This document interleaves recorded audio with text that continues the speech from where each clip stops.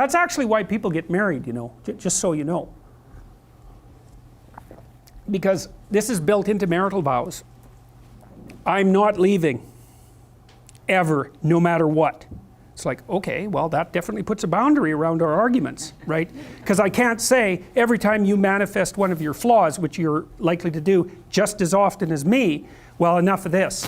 It's like, that's horrible, man. If your whole life is, well, every time you get out of line, I'm out of here. It's like, how the hell are you? First of all, you're not going to admit to ever doing anything wrong. Second, you're going to be on your, you're like a scared cat the entire relationship because, well, who knows, it could just come to an end at any moment.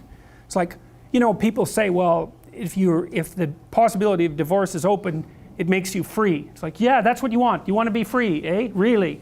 Really? So you can't predict anything. That's what you're after. It's a vow. And it says, look, I know that you're trouble. Me too. So we won't leave, no matter what happens. Well, that's a hell of a vow, but that's why it's a vow, right? That's why you take it in front of a bunch of people. That's why it's supposed to be a sacred act. It's like, what's the alternative? What's the alternative? Everything is mutable and changeable at any moment. Well, go ahead, you live your life like that and see what you're like when you're 50. Jesus, it's dismal. 2 or 3 divorces, your family's fragmented, you've got no continuity of narrative. And it's not good for the kids, not by any stretch of the imagination. And so it's a form of voluntary enslavement, I suppose, but it's also equivalent to the adoption of a responsibility. And there's more to it than that. If you can't run away, then you can solve your problems. Because it might be, okay, well, I'm stuck with you. So how about we fix things? Because the alternative is we're going to be in a boxing match for the next 40 years. That's the alternative. So, and you think you're going to fix problems without something like that hanging over your head? There isn't a chance. You'll just avoid them because that's what people do. It's really hard to solve problems, especially in a relationship. We're having a fight and I find out that it's, you know, because you were abused by your uncle when you were 5 or some goddamn thing. You know, it's like, it's very frequent that that sort of thing happens. There's your partner is, you know, manifesting some weird anomalous behavior. You just can't make heads or tails of it. It doesn't seem related to what you're doing at all. They don't want to talk about it. And so as soon as you bring it up, they get mad. And then you bring it up again, they even get madder and they tell you that you're not going to talk about that or they're going to leave. And so maybe you're really, really persistent because you're kind of a son of a bitch, and then they break down and cry, you know, and then they have this horrible memory that comes flooding forward that's completely, you don't know what to do with it, and then you have to sort it out. It's like, you think you're going to do that unless there's a good reason? You have to know, we better sort this out or we're going to be carrying it around for the next 40 years. That maybe is enough motivation so you'll actually try hard to solve a problem. It's a lot easier to say, well, sorry, we're not going there. But then, good, you'll have it every day, every goddamn day for the rest of your life. See, there's some additional problems with divorce that people don't really grasp when they're young. Like the idea that you can be divorced once you have children, that's kind of a stupid idea, because you can't. You can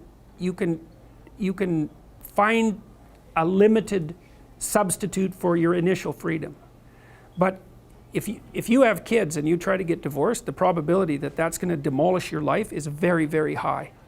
First of all, it's incredibly expensive.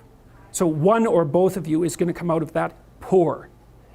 And your market value has declined. Let's say you're the woman who takes the kids. Your market value has declined radically. You're going to be poorer. The man, he's just as screwed because he is now an indentured servant and there's no escape from it.